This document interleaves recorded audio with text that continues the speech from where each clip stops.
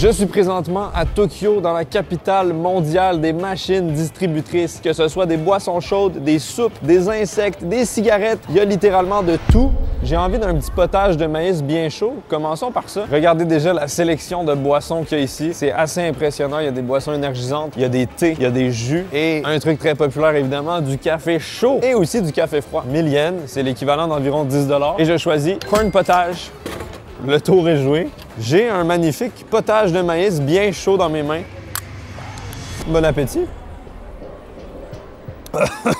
C'est très sucré et c'est très fort en maïs. Ça commence très bien la journée. Sauf que c'est pas ça qu'on mange aujourd'hui. Juste de l'autre côté de la rue, il y a une machine distributrice d'insectes.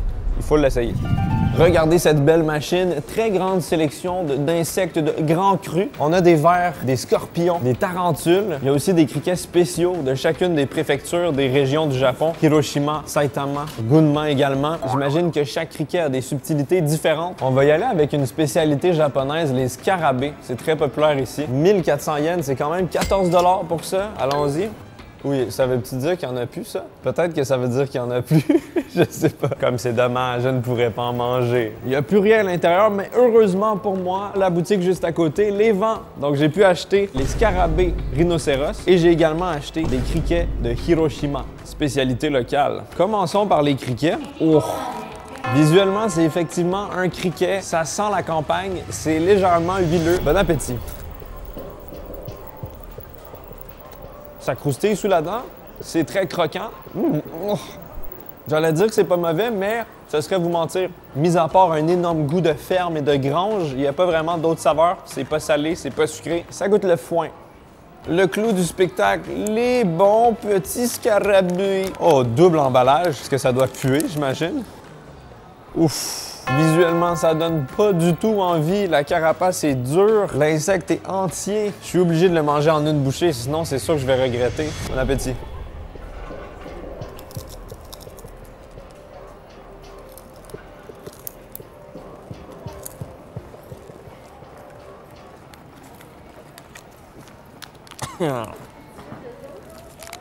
Ah, c'est vraiment pas bon. C'est tellement dur, c'est amer. Puis à l'intérieur, il y a vraiment un goût de bousin.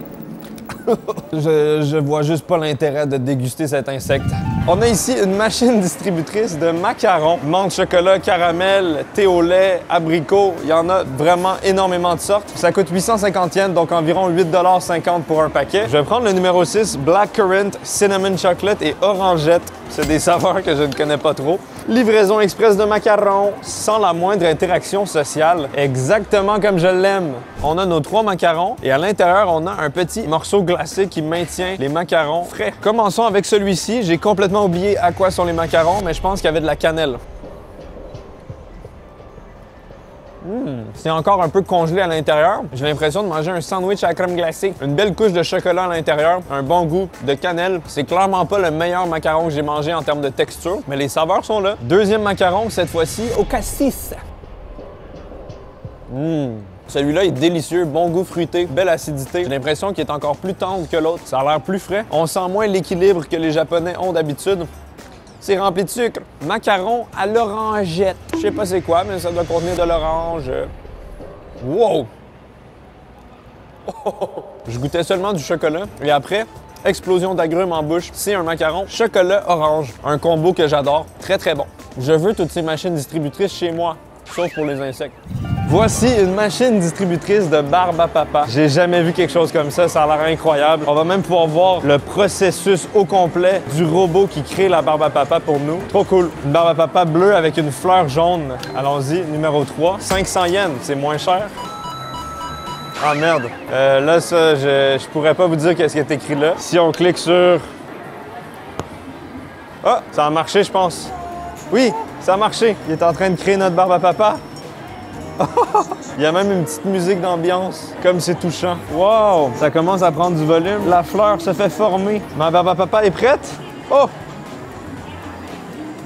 Magnifique! Merci, monsieur le robot, pour cette grosse barbe à papa. Je suis trop content. C'est sûr qu'on va tous mourir et que les robots vont nous remplacer. On a le petit extérieur qui est bleu, un intérieur avec une belle fleur jaune, ainsi que le petit bouquet bleu dans le milieu. Ah! J'ai ouvert ma bouche trop gros.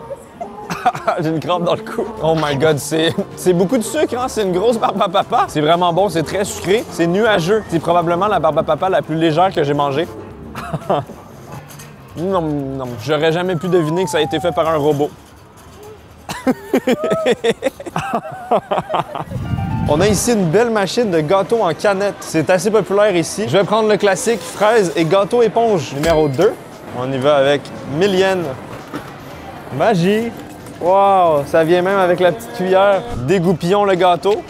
Wow! Il y a une petite fraise qui nous attend directement sur le dessus. C'est trop beau. J'ai réussi à creuser dans le gâteau sans la moindre résistance. Ça a l'air ultra moelleux. Bouchée complète avec crème, gâteau et fraise. Bon appétit! Mmh. Ah, c'est bon! C'est vraiment pas trop sucré, c'est léger. Les fraises sont fraîches et savoureuses. Bon goût de shortcake aux fraises. C'est le genre de truc qu'on pourrait très bien acheter dans une pâtisserie. C'est vraiment de la qualité. C'est fucking bon. Et le tout vient d'une machine distributrice. Ça me dépasse. On marchait tranquillement dans la rue quand on est tombé par hasard sur cette machine distributrice incroyable. Il s'agit d'une machine distributrice de tonkatsu sando. C'est des sandwichs avec côtelettes de porc frites à l'intérieur. On a la possibilité de choisir entre escalope de filet et escalope de longe, donc 2 types de sandwichs différents, tels que présentés à la télé Tonkatsu Maruya. J'imagine que c'est un restaurant de tonkatsu plutôt réputé. Je trouve ça incroyable que ça existe en machine distributrice. Ça coûte 600 yens, donc environ 6 $ pour le sandwich. Moi, je vais prendre le sandwich de longe. La machine distributrice accepte la carte Suica. Et voilà, on a notre magnifique tonkatsu sando. Wow, c'est beau, c'est quand même une belle portion. On a un sandwich coupé en 3 morceaux. Il reste plus qu'à le réchauffer. C'est écrit sur la boîte qu'on doit le chauffer à 500 watts pendant 30 secondes au micro-ondes. J'ai peur de ce qui va arriver au pain dans le micro-ondes. Est-ce que ça va être mou, gluant? Et la panure du poulet. On peut pas garder un poulet croustillant au micro-ondes. Je sens que ça va être un désastre. C'est prêt! Ça sent bon. Il y a peut-être de l'espoir après tout. Petit morceau de sandwich. La sauce tonkatsu qui est une espèce de sauce barbecue mais sans le goût de barbecue. Bon app! Ah, le bruit! Oh mon God. Ultra long à mastiquer, ça fait 2 minutes que j'essaie de mâcher le morceau de viande. Au niveau du goût, c'est franchement pas mauvais. Le porc est goûteux, la panure est goûteuse. C'est pas la meilleure texture croustillante, mais c'est quand même pas mauvais. Il y a un petit goût de moutarde également. Je suis très surpris par la texture du pain qui est restée moelleuse. Cependant, le problème, c'est la texture de la viande. C'est devenu ultra coriace et dur à cause de la congélation, de la décongélation du micro-ondes. Je ne pense pas que cette bouffe s'apprête bien à la machine distributrice. J'ai trouvé cette machine distributrice de ramen sur le bord de la route à côté d'un parking, dans un endroit complètement aléatoire. J'aperçois une belle sélection de ramen, ça a l'air extrêmement délicieux. Pour comprendre un peu mieux le concept de la machine, j'ai traduit quelques sections et c'est écrit « Le goût des restaurants célèbres dans tout le Japon. Le goût du magasin est conservé tel quel. Vous pouvez le manger à la maison. » C'est vraiment des plats qui viennent de plusieurs restaurants très populaires apparemment. Évidemment, je les connais pas. Ça coûte 1000 yens, donc environ 1000 $ pour un bol de ramen. Je sais même pas si ça va être juste du bouillon. J'ai dit 1000 $. On en a de tous les styles, bouillon de viande, bouillon de fruits de mer et également miso juste ici. Et c'est celui-là que je vais essayer. Numéro 7 pour ramen au miso. Zoom! Je me demande vraiment à quoi ça va ressembler. Est-ce que c'est un bol? Oh, OK. On a vraiment un kit complet avec une enveloppe avec le bouillon, les nouilles et j'imagine les toppings. Réchauffons-le. J'espère que je vais réussir à comprendre comment confectionner ces ramen. Donc, on a un petit papier explicatif avec toutes les étapes écrites en japonais. Au moins, il y a des petites illustrations. On a les petites nouilles fraîches congelées, la viande avec quelques toppings et le bouillon. Première étape, versez beaucoup d'eau dans une casserole et portez à ébullition. Mettez un sachet de soupe dans de l'eau chaude et faire bouillir 10 minutes. Mettez les garnitures dans de l'eau bouillante. Faites bouillir 3 à 5 minutes. Deuxième étape, mettez les nouilles sorties du sachet dans l'eau bouillante, tout en desserrant les nouilles. Qu'est-ce qu'il y a, c'est français? Troisième étape, égouttez les nouilles dans une passoire. Égouttez l'eau et mettez les donburi. Hein? Versez la soupe dans le donburi et desserrez le couvercle. 4. Ajoutez les garnitures et les délicieux ramen sont prêts. Merci d'avoir acheté cette fois. Ce serait formidable si vous pouviez le manger délicieusement et joyeusement. J'apprécie. Regardez-moi le résultat. Le bouillon a l'air crémeux, bien gras, savoureux. On pourrait pas se douter que ça a été des nouilles congelées, on dirait vraiment des nouilles fraîches. Un petit morceau de porc chassou et aussi des petits morceaux de bambou. Ça a l'air délicieux, ça sent extrêmement bon et ça a été quand même très facile à faire. J'espère que c'est bon. Commençons par le bouillon. Itadakimasu. Oh! C'est ultra gras, huileux, mais dans le bon sens du terme, salé, riche. On sent le bon goût du miso, légèrement épicé également. C'est meilleur que n'importe quel ramen instantané de la planète. Tant qu'à moi, ce serait très difficile de se douter que ça vient d'une machine distributrice. Les nouilles.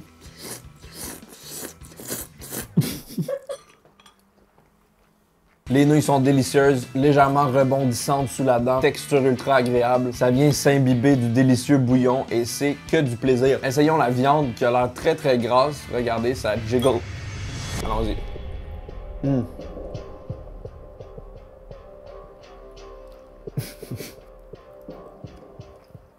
Ouais.